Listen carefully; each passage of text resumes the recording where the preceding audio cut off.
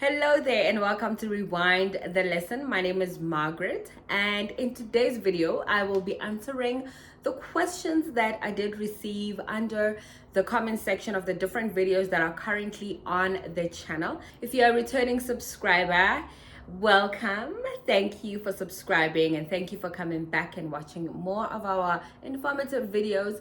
And of course, if you are encountering these videos for the first time, or this video is your first encounter with Rewind the Lesson, welcome. I hope that you like it here. I hope you subscribe, and I hope you definitely share this content and the videos that we share on this channel with the rest of your community. Okay, so without wasting any more time, let us get into the video.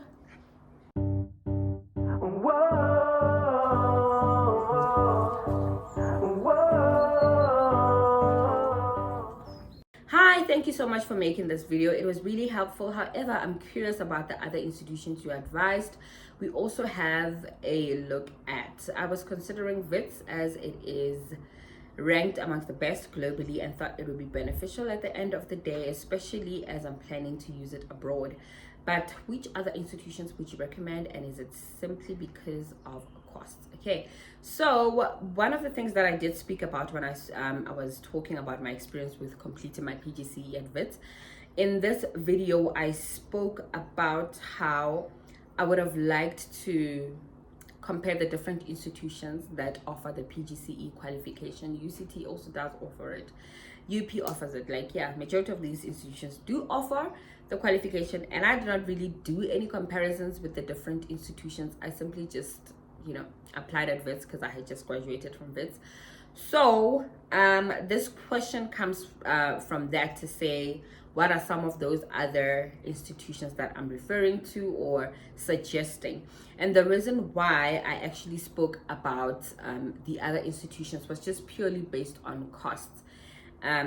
If I could have saved like a 2,000 or a 5,000 for this qualification by going to a different institution, that would have been great. That would have been amazing. Yeah, but my comment on that was just purely based on costs. Okay, completing a PGCE was not cheap at WITS. I think it was around 41,000, and currently it's around like 45,000. But someone just enlightened me and was like, hey, PGCEs are expensive at all the institutions actually. So even if you are to consider other institutions, you might find that the difference is not that huge. But anyway, yeah, so in terms of the other institutions and answering your question, there are so many. Okay, so many, even within the private sector. Even within the private sector, we've got Stadio, we've got Cornerstone, UP does offer. So those are the other institutions. Yeah, that's what I was referring to.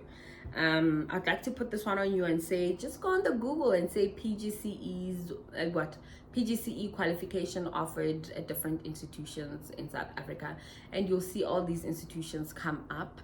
And yeah, from there you can just do your comparison.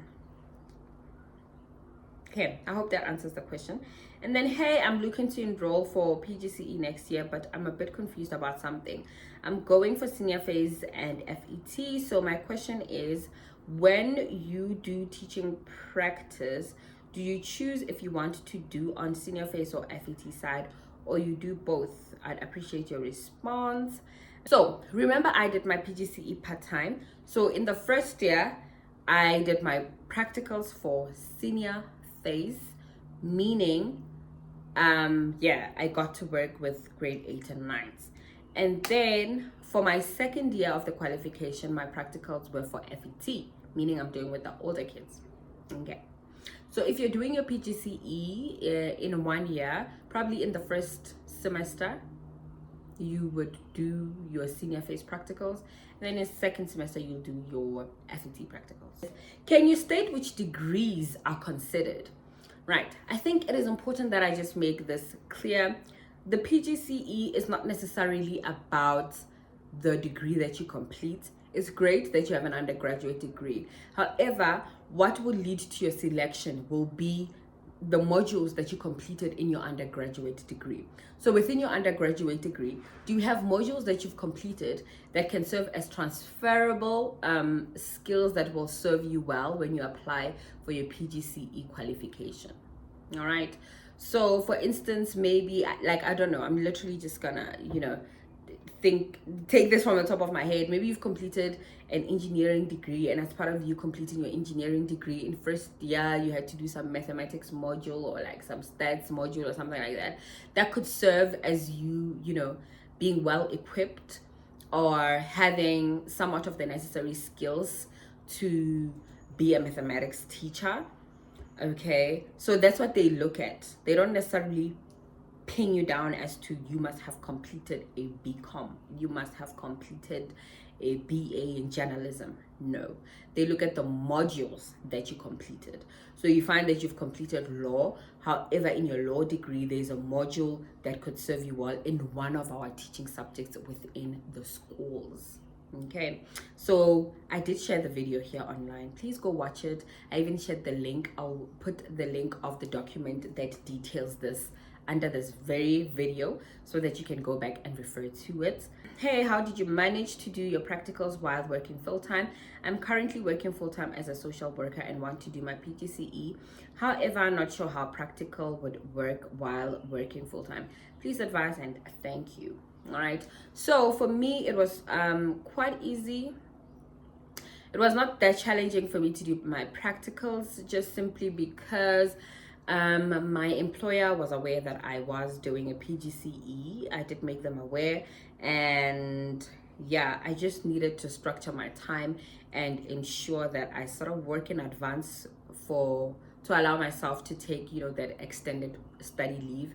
But in addition to that, I would take time off. Maybe the first bit of the morning I'm at the school doing my practicals, and then in the afternoon I'm in the office at my job, or I start off at my job and then end my afternoon at the school, or I take a full day off. Okay, so that's how I worked it. And also even with the principal of the school, I got to speak to them and I was like, hey, this is how I'm about to go at working with doing my practicals. I might not be able to come in every day like other students.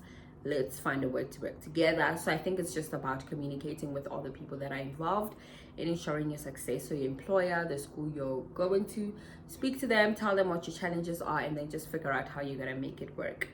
Yeah, you might have to not even do the entire 40 hours and just, I don't know, fast way. And then with a PGCE, can you teach in other countries, or do you need to get a TOEFL as well? Once you've got your PGCE, you don't need to get a TOEFL. Whoop whoop. Okay, once you've got your PGCE, you don't need to get a TOEFL. You can go ahead and apply for your teaching opportunities overseas. And then what about those of Bachelor of Administration from EMS? Do we qualify? See, this question goes back to what I was saying, that it's not really about your qualification. It's great that you have an undergraduate degree, but now you have to go back and look at the transcript of your Bachelor of Administration and look and check there which modules have you completed that would serve you well in maybe choosing EMS as one of your teaching subjects. All right, and then, ma'am, can you guide me some college for PGCE in UK? It'll be of great help. Okay, I don't want to speak about the PGCE in the UK because that is not my area. I'm not well informed or clued up about the PGCE in the UK and all of that. So yeah, please just Google UK PGCE and you'll see so many other people, or rather check here on YouTube, you see so many other content creators who share a lot of information around completing your PGCE in the UK. Can I do foundation face if I have a BA in psychology? Yeah, yes, you can.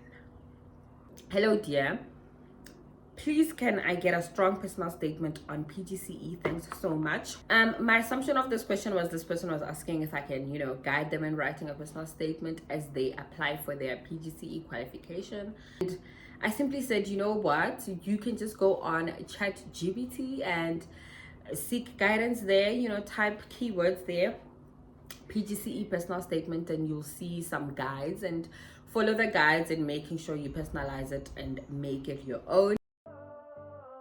Thank you so much for watching up to this point. Don't forget to hit that subscribe button. I shall see you next time. Bye.